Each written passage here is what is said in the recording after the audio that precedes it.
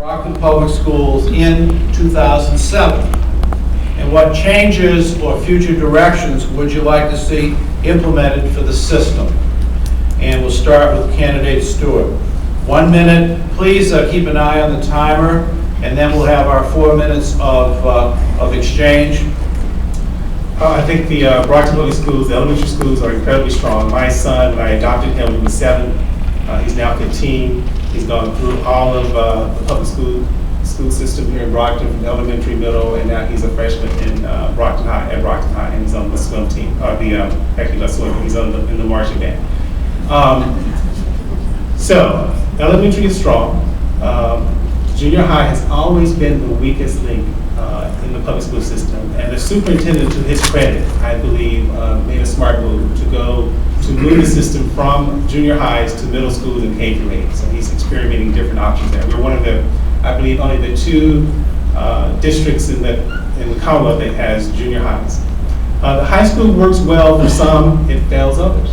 If you are exceptionally talented, you're in the advanced track, you do very well at Brockton High. If you are in the academic track where you need lots of attention, tons of money is bundled to you. What's missing are the folks in the middle. And most of us are in the middle. And so with a 30% dropout rate, that means that we're failing about 300 students a year who do not graduate from our system and hit the streets. And we know that most people in prison are high school dropouts. So there's lots of room for improvement. I think the system is a good system. It's not an excellent system. I'm happy that we've gone through from partial all-day K to full all-day K for all individuals, but those were initiatives that were launched, again, before this mayor. And I want to make a distinction. Mr. Harrington, pause you with 10 more seconds. Mr. Harrington's going to take credit for initiatives that were started before his administration. And you, as an educated voter, needs to discern what was continued in his administration versus what he initiated. He's initiated very little. First of all, I think the Brockton school system, the people that work in it, it's an outstanding system. I think they do an incredible job with the mix and makeup of the people and children that they have in these schools. Brockton High School has the highest graduation rate of any urban high school in the state.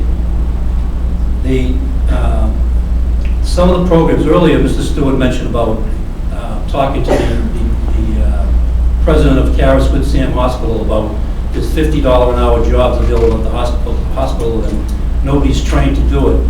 Brockton High School is only the second high school in the whole nation to have a medical translation program. Those are the jobs, the very jobs that he's talking about. That those $50 an hour jobs to do that. We have a program in the high school. A kid could graduate from high school and go into that program and he could be making that kind of money. And we're doing it in response to what the employers in the city look for. We're also working closely to start an additional nursing program for that. Look, the proof is in the pudding. The Gilmore School was the #1 school in the state in the English language arts. They were number 11 in the state in math. The MCAS scores are going up faster than the state average. Did that start before me? Of course, these kids were in kindergarten how many years ago? They're now in high school. I mean, but the grades are going up. But you can bet one thing, if they were going down, I'd be getting the blame for it, because that's what you do. You blame the incumbent when it's bad, you give them no credit when it's good. Okay. Let's talk specifically about the Gilmore School, because again, the mayor tells partial truths about how things happen in the city. And I think the Gilmore is an excellent example of the superintendent taking a problem and turning it into a positive. And again, it had nothing to do with the mayor. What happened here was Gilmore was coming close to becoming a failing school under AYP. Once you have a failing school in your community, then obviously it's difficult for families. It's difficult to attract families and investors to your community once you're on that list of failing schools. What the superintendent did, which I thought was ingenious, was to turn the Gilmore Academy, which was previously a failing school, into a high achieving school by bringing the TAG program there. Which again, it's a smart thing to do. So if you have a failing school, strategically, you put smarter kids in the school, and then all of a sudden the school performs better. So again, the mayor had nothing to do with that, and I can't give you credit for that, and I will not give you credit for that. If you think that if you're better off today than you were 2 years ago, give the mayor credit. If you think that you were better off 2 years ago than you are today, let's vote for new leadership on November 6th. Let me just touch on something that, I think it's something that Mr. Stewart said, very, very important. And it really goes back to the whole thing about experience and knowing what goes on. First of all, nothing happens in the schools. The superintendent does nothing. The teachers do nothing unless it's approved by the school committee, which the mayor is the chairman of. So to say that they have nothing to do with it, the superintendent did all this, he needs to get approval to do everything that he does. And I understand Mr. Stewart doesn't know that because he doesn't have any experience. He's never been an elected official. He had no way to know that, but he should at least do his homework. Let me just talk about a couple of things that we've done.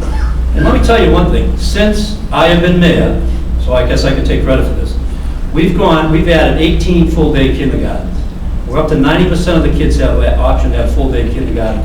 Next year we'll be at 100%. We've increased, since I've been mayor, we've increased computers and technology in the classroom. We've added 1,400 new computers that now being allowed the school to use new instruction models. We're buying technology smart boards in all the schools. Since I've been mayor, we bought those. Since I've been mayor, I went to Boston and got the money to build 2 new schools. The medical translation program was put in since I was mayor. The restructuring of the K through 8 was done while I was the mayor.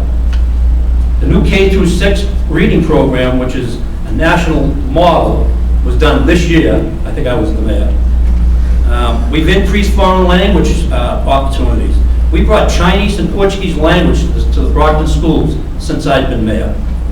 And the Davis has become a professional development school working in conjunction with Bridgewater State College and other. We have the other thing that I've done since I've been mayor is I have started the Mayor's Higher Education Collaborative. And we're bringing partners in from all the schools around, Stonehill, Bridgewater, Massasoit. You could ask the president if I was mayor when we did this. UMass, Stonehill, all of these people are coming together trying to work with the community. We got a $3 million grant from Gates Corporation, the Gates Fund, to work with Massasoit and the Brockton Public Schools on a school dropout. It's called Gateway to College, and that money's came in since I've been mayor. So to try and insinuate that I have nothing to do with anything, that I somehow sit in my office all day and twiddle my thumbs is really, it's a little disingenuous. Full-day kindergarten started before he became mayor. No, I didn't say that. I said I put 18 in since I've been mayor. The Gilmore Academy was initiated by the superintendent before he became mayor. K through 8 initiated by the superintendent before Mr. Harrington became mayor. I've done work with the Gates Foundation. I've worked in 15 cities starting schools. I know how school systems work. I know that a very strong superintendent will come to your school board with some incredible ideas, and you hope to God that the chair of the school committee doesn't get in the way.